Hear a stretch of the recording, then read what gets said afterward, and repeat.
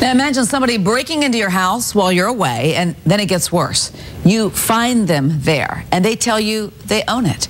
Well, that actually happened to a couple in Riverview. And Fox 13 investigative reporter Doug Smith first started looking into this last month. Well, today, authorities moved in.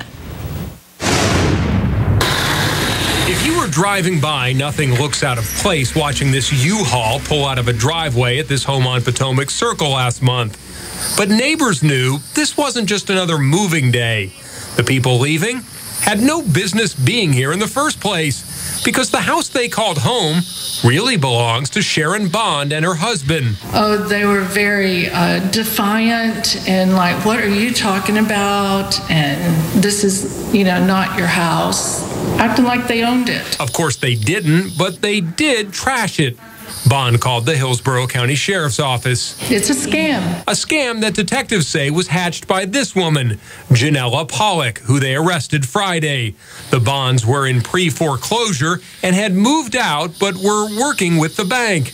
Investigators say Pollock saw the vacant home, moved in with her family, changed the locks, filled out a form like this, and tried to make it hers using something called adverse possession. The current economic times have provided these vacant houses, and folks have sort of twisted the law. Almost an urban legend has grown around what adverse possession really means. Will Shepard is the attorney for the Hillsborough County Property Appraiser's Office.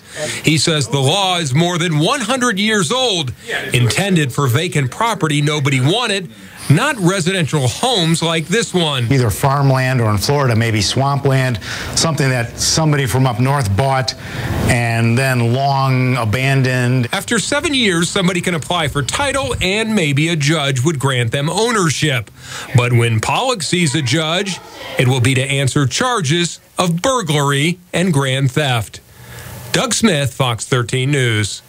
Well, the Hillsborough County Property Appraiser's Office says these adverse possession scams are on the rise, and they're working to try to change state law to prevent these bogus claims.